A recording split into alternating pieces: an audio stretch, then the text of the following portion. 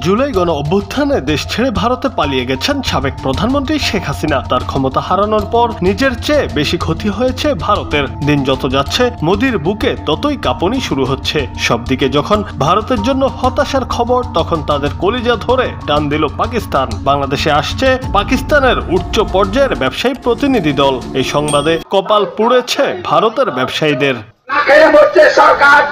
আমদানি বাড়াতে ভারত উৎপাদিত পেঁয়াজ ও অন্যান্য পণ্যের মূল্য অনেক কমিয়েছে তারা। এতে রাস্তায় বসতে হবে ব্যবসায়ীদের। এমনিতে প্রচুর পরিমাণ পেঁয়াজ উৎপাদনের কারণে বাজার পাচ্ছে না তারা। ফলে আন্দোলন শুরু করেছে কৃষকরা। আর মূল্য কমায় ক্ষোভ বেড়েছে দ্বিগুণ। তার উপর বাংলাদেশের সঙ্গে সম্পর্ক নষ্ট করায় ভারতের পণ্য তেমন একটা নিচ্ছে না বাংলাদেশিরা। পণ্য রপ্তানিতে বাংলাদেশ ছিল ভারতের বড় একটি বাজার, যার ফলে চারদিকে অন্ধকার দেখছে মোদী সরকার। কদিন আগেই পাকিস্তান ঘোষণা করেছে বাংলাদেশের জন্য ভিসা ফি লাগবে না। আবার পাকিস্তানের করাচি থেকে 2টি কন্টেনার বহনকারী জাহাজ সরাসরি চট্টগ্রাম বন্দরে পণ্য নিয়ে আসার ঘটনাও ঘটেছে, যার মধ্য দিয়ে পাকিস্তান ও বাংলাদেশের বাণিজ্যিক এবং কূটনৈতিক সম্পর্কের দুয়ার খুলেছে।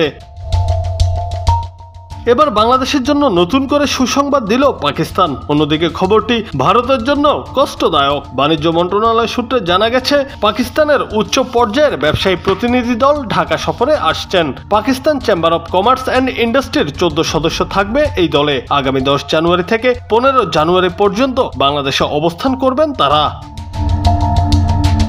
ঢাকায় পাকিস্তান হাইকমিশন থেকে পররাষ্ট্র মন্ত্রণালয়কে পাঠানো এক চিঠিতে উচ্চ পর্যায়ের এই বাণিজ্য প্রতিনিধি দলকে সহযোগিতা করার অনুরোধ জানানো হয়েছে।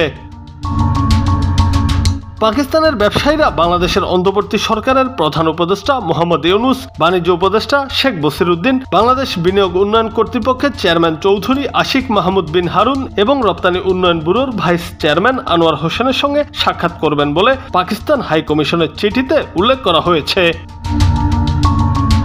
বাংলাদেশ ও পাকিস্তানের মধ্যে আমদানি রপ্তানি বাণিজ্য আগে থেকেই রয়েছে, তবে সেটা স্বল্প পরিসরে ছিল। এবার পরিধি বাড়ার সম্ভাবনা রয়েছে। এছাড়া দুই দেশের বাণিজ্য সংস্থার মধ্যে সমঝোতা স্মারক সই হতে পারে।